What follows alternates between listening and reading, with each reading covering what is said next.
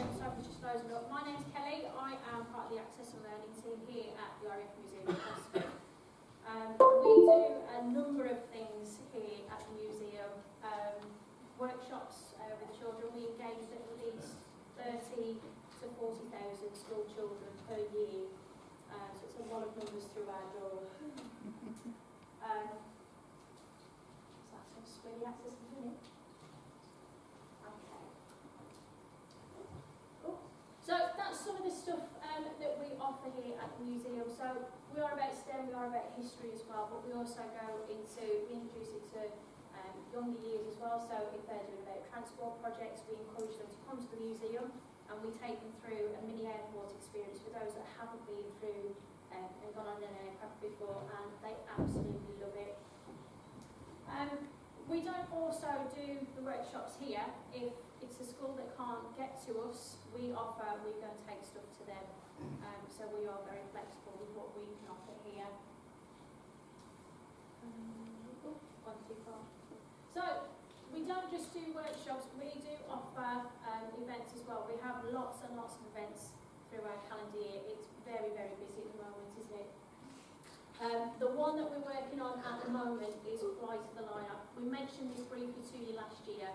It was the pilot scheme last year with Fly to the Line. We work in correspondence with the Learning Partnership, that's our partner in this, and we take that to Key Stage 2 students. It's a little competition. We give them foam board, it's an A3 sheet of foam board, and they have to make a foam glider. So they have to think about all the balance points and obviously getting it to fly into a long distance.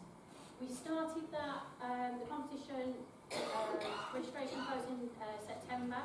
We hosted the regional heats. It's a national competition. The regional heats happen all around the country.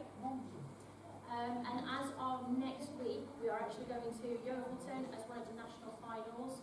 They're coming here on the 3rd of April. That's another national final, as well as RAF Pendle on the 5th. We finish off, we go to Edinburgh to finish off the competition on the 25th of April. So we are encouraging all of Key Stage 2 students to come and join in with that project. So it is going to go into next year, so if you do know of any schools that would like to take part, please pass that on to your local primary schools. Race to the Line, that's another one that's again in partnership with the Learning Partnership. So this time they make a rocket car and we take it onto the car park where you go park this morning. So we're one of the regional heats this time, and then I'm not sure where the national final is, but it is another big competition. STEM days, we are absolutely massive about STEM. Next week we're actually hosting a STEM day dedicated to secondary school. Is it primary school this time? We've got about, I think it's 120 students, something like that, that's going to come and do a STEM day with us. So we've got lots and lots of things going on. We've teamed up with one of our local partners, the Tablet Academy, and that's going to be an all-day event. We've got another one coming up in July as well. Beyond Image, we've worked very closely with Patricia from Metal Seagulls on that. It's encouraging females to come and tell their stories about how they got into aviation. And we encourage female students to come along and try and push those to get into an aviation career. So that's a very, very positive day. Scouts, we offer the Scouts Days. They come to Cosford. We've got, they come here to do a badge. They get their air researcher badge. So that's a big project. That's a big calendar day as well.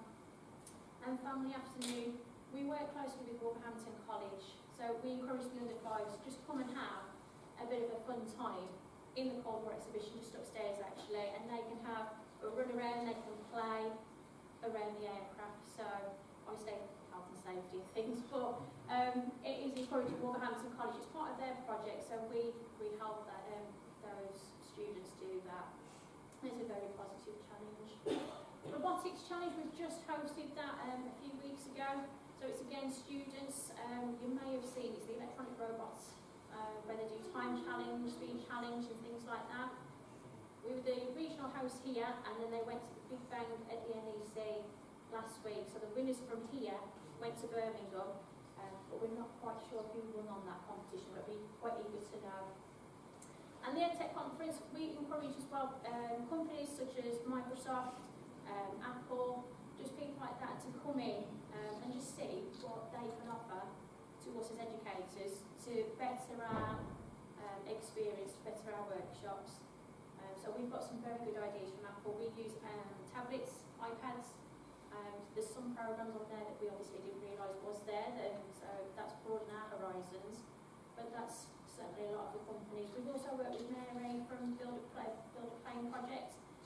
Our partners, it spans quite big. We do like to have a close relationship with partners, so you just never know when you're going to need them again in the future. So we do like to have a close relationship with our partners, which then brings us to the STAR programme. So STAR is my main priority here at the museum. I am access and learning, so I do work with Kelly and the rest of the team on delivering workshops, things like that. But STAR is my main priority. So it stands for Summertime Advanced Aerospace Residency. It's probably the biggest partnership that the museum has. So the programme is fully funded by Northrop Grumman and the Northrop Grumman Foundation. So obviously, I'm sure most of you have heard of Northrop Grumman, very large aerospace company. And we actually deliver the programme ourselves. So it's a joint partnership with us, Royal Air Force personnel here at Cosford, the Royal Air Force Youth and STEM Engagement Team from RAF Cromwell, and as Kelly mentioned earlier, Tablet Academy. So this year is the third year of STAR programme. It runs from the 22nd to the 26th of July, and then there's a second week, which is 29th of July to the 2nd of August. And applications are open now until Monday the 8th of April. It's aimed at Year 10 students who demonstrate a particular aptitude for STEM-related subjects. It is nationwide, so anybody can apply if they are obviously a Year 10 student. And this year we're working really hard to make sure we have students from kind of underdeveloped backgrounds and also from minorities. We're actually working with the John Egan Trust, which is an RAF charity, to bring in some more kind of students with perhaps behavioural problems and things that might not necessarily get to come on a programme like this. So they stay on the base for a week at Cosford, and they learn all about advanced aerospace systems. They work alongside with us, and we show them basically what it is to be an RAF engineer. The idea behind the programme isn't to recruit students into the Royal Air Force necessarily, it's just to show them all the different things they could do with STEM related If I can just jump in there. We've had students who came from the E1 programme who are very interested now to go and join NASA into astrophysics, and obviously we encourage people. I think one of the persons going to go into the Air Force because of the STAR programme. This year as well, we're actually offering 2 educational awards to any of the students that complete the programme. So they get the Crest Award and an Industrial Cadet Award as well. Rather than tell you about it very much, I'm going to show you a short video about the programme. It's only a few minutes long, but it just kind of explains the programme a bit better.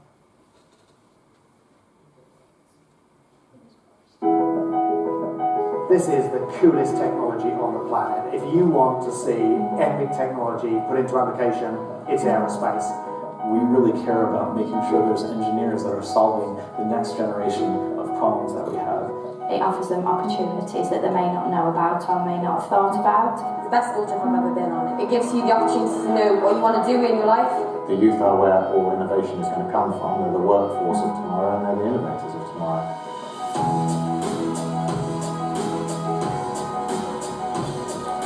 The students that were selected for the pilot programme were nominated by their schools because they expressed an interest in STEM. And the idea behind the STAR residential programme is to give them the opportunity to experience something that no one else would be able to experience without the input of the RAF and the museum and Northrop Grumman. The activities have been based on real-life missions and solving real-life engineering problems. None of this could be done by any one group, but when they all come together, the synergy of what we can all bring to it, the facilities that the RAF provides, the spirit of cooperation and history that the Royal Museum brings to it, and of course it takes some funding, and we're very, very happy to contribute in that way. This is about getting kids really excited about the world of aerospace so that hopefully in a few years' time they'll pop out of the other side of university or go on to an apprenticeship in our industry.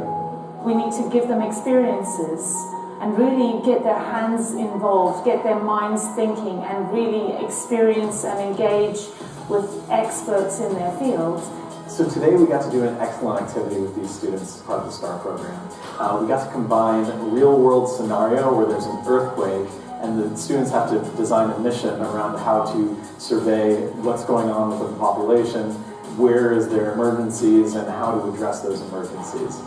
They've had some really quite challenging tasks. I'm an ex-aircraft engineer myself, so I've seen some of the things they would have to be faced with, and they've really embraced them and really met that challenge and enjoyed it, which I think obviously is the most important thing.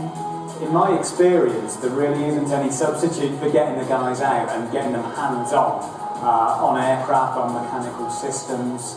I think real understanding comes when they actually see it working. We've been using our mathematics much more. We've been seeing the science behind things. You can actually see where these skills can be implemented. Feedback from Lucy, it's been a busy week, and I'm really, really pleased to hear how many activities they've done and the variety of activities that have gone on. Amazed at how much she's learned from the presentation. Yeah, blew us away. This is the beginning of something really quite special. We're going to try and run this more often in the future.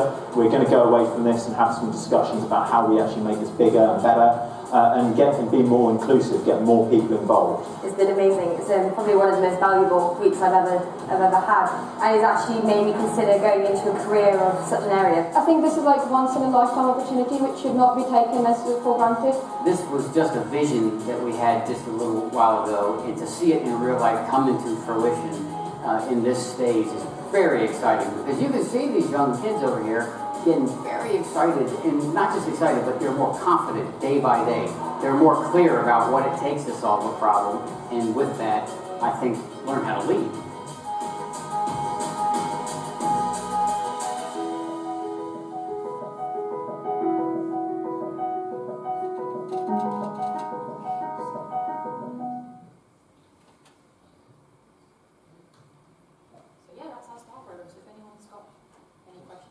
About the access and learning offer here at the museum, or about STAR, feel free to find Kelly in the group. So what was the size of the intake each year? So first year we did it was 20 students for 1 week. The second year was 20 students, 2 weeks, so 40 students, and this year we're actually up to 30 students per week, 2 weeks. So hopefully it'll just keep getting bigger and bigger. How do you recruit the students? So we actually ask teachers to nominate the students. Just that way, obviously, they've got more understanding of what that student's interested in. So yeah, they go through the website, it's a simple form. We've got over 100 applications at the moment, so then we basically put it through a lottery process of who gets in. We don't quite hand pick the students, but obviously most of them demonstrate quite an interest in STEM and data. Do you have any further courses or any support for students who excel? So yeah, after the STAR programme, obviously they get both the educational awards, and with that we've got an alumni programme. So if they need any help with anything for their future careers, we can offer that, and they get that with the industrial cadet award as well. So obviously a lot of them actually come back to us and they want advice on how to go into certain careers, and we can give them that, we can help them with their CVs, things like that. So. You mentioned all that going to NASA. Is his name Matthew by any chance? It would be. What about building highlights? Yeah, he absolutely loved that week. I saw him on the Twitter. Yeah, he came in, we did the Launch the STAR programme last month. Yeah, he came in and he says that's the direction that he wants to go in. So we've been with pride to know that that's something, a big organisation like NASA, and they've come to the museum at Cosford and we've helped them in that direction. So we're very proud. We should do. He ended there by saying breeding leaders sort of thing. I think that you're a prime example of leading. Well done for what you've done.